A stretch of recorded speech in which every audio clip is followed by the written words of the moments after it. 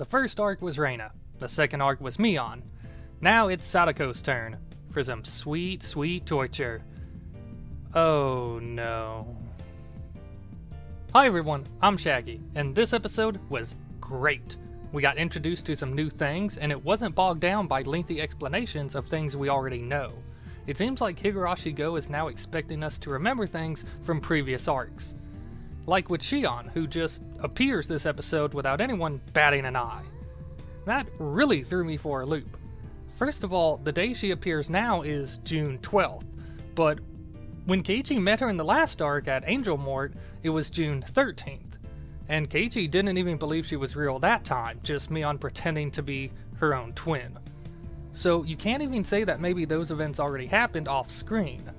So what's going on? I suppose instead of time loops where everything stays the same, there can be significant changes in each loop.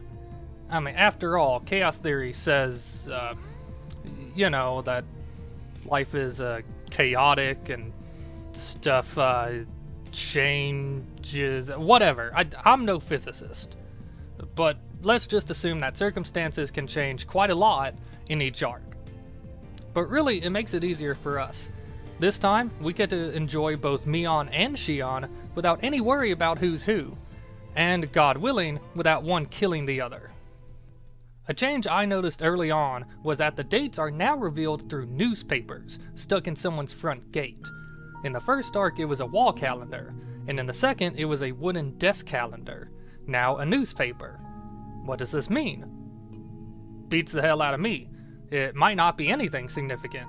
But let's file it away and think about it later. So, this episode really focused on Satoko and Keiichi, and it was adorable. I especially loved the cooking scene where Keiichi nearly burned down his house.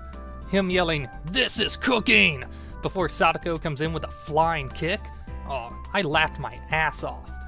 Then Rika making those cute sounds for the house burning down and the fire trucks coming. Oh, so sweet. Though a little glib.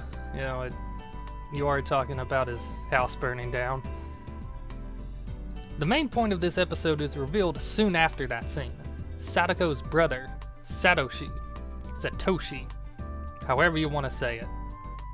He ran away from home last year, and since then, Satoko's been living with Rika. Just two young girls in a house with no grown-ups. I don't know how the hell that works. I figured child services would have put a stop to that a long time ago. But whatever, it's the 80s. And Hinamizawa is in the middle of nowhere, so. Satoshi is important not just because he is Satoko's older brother, but also because he is a victim of Oyashiro-sama's curse. The previous year, he was the child that went missing after a woman was brutally murdered, meaning we now know a little more about the fourth year's curse. On that note, we get more information about the second year's curse too. Irie, the coach of the baseball team, the Hinamizawa Fighters. By the way, there's something about that name, but I can't tell if I like it or hate it. Anyways, Irie tells Keiichi that Satoko's parents fell off a cliff while on an observation deck. Mion confirms later that the couple are considered the second year's victims, having actually supported the dam project since the government was going to pay people to move. So this entire time, we've known about Satoko's parents without ever actually knowing about them.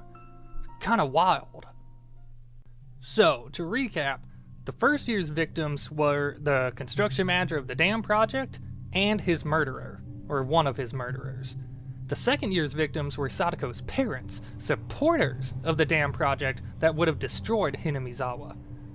The third year's victims were Rika's parents, her father being the head priest of Oyashiro's shrine. And the fourth year's victims were Satoshi, who disappeared, and Satoko and Satoshi's aunt. In episode 6, it was mentioned that the man that died in the second year, Satoko's father, had a younger brother, and that younger brother's wife was a woman beaten to death that year. And in this episode, we met that younger brother, Hojo Teppei, Satoko's uncle, who looks, frankly, like a real piece of shit. If his wife was anything like him, then maybe she got what she deserved. Hawaiian shirt wearing motherfucker. Anyways, not only does this show a startling connection that 4 of the victims were from the Hojo family, but it also gives a lot of credence to Takano's theory that Oyashiro-sama's curse is enacted by villagers protecting the town. If the Hojo family was willing to let Hinamizawa be destroyed, of course the villagers would consider them enemies and want to remove them from the village. Let's just be glad that Satoko hasn't been targeted so far. Getting back to Satoko, this episode showed a side of her we've seen only a little of before, a cute and relying nature that rarely rears its head. She seemed to really love her brother, calling him Ni, shortening Oni-san, the typical term for an older brother, and making a really cute nickname. And by the way, the English translation has this as Big Brudda, which I feel is a good choice, reflecting the playfulness and childishness of the nickname. This shows how much affection Satoko had for him. It also shows how tough she has been trying to act, since she pretends to not have called him that. She hides her gentle side, which relied on Satoshi. Satoko is still a crybaby sometimes, like when Keiichi teased her about broccoli and cauliflower, which she can't tell the difference between because of a sort of color blindness. I guess the green and the white look exactly the same to her, so she can't tell the difference. Also, in the very first episode, when Keiichi threatened to flick her forehead, she also started tearing up and crying. And maybe that's how Satoko was when Satoshi was around. But she tries so hard to seem like she can handle things on her own and won't lose to anyone now. It's easy to assume that losing Satoshi made her toughen up some, even if some of it is an act, since he wouldn't be around to take care of her. It's very sad, honestly. Satoko lost her brother and parents. But at least she has a great group of friends, right?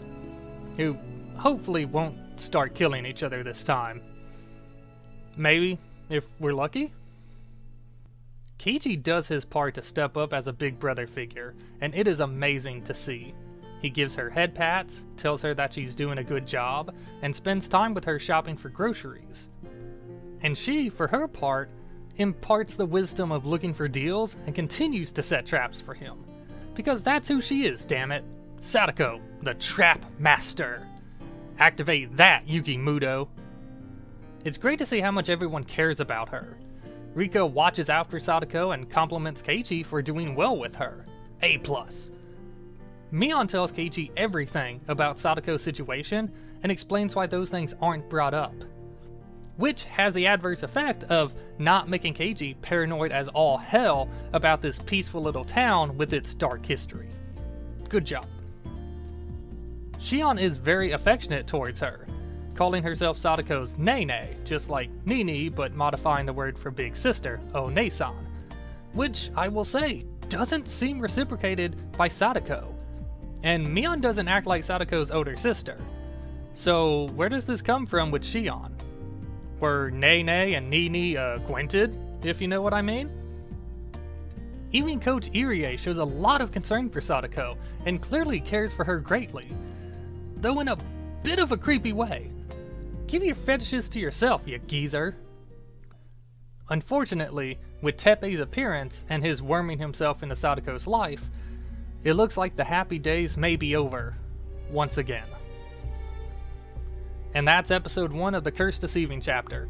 I loved seeing more of Satoko. She's always been present, but has been in the background more often than not, so her having the spotlight shows how complex a character she is, and how cute! Sort of tsundere, but more along the lines of fragile, but pretending not to be. She is no doubt a strong character, having gone through what she has, but still able to be as exuberant as she is, but she's more sensitive than she lets on. There's nothing wrong with needing to rely on someone every now and then, and Satoko needs to realize that. As always, thanks for watching. You can find me on Twitter, @ShaggyJebus, where I haven't been terribly active lately, but it's been the holidays. I've been taking it kinda easy. If you like this video, please check out my others. I've done a video for every episode of Higurashi Go so far.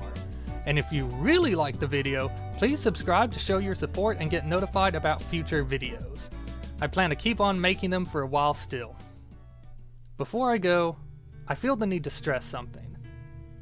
Don't try to marry 12-year-olds. I know Irie looks really nice in that suit, but he is not a good role model. Stay in your lane, dude. Perv.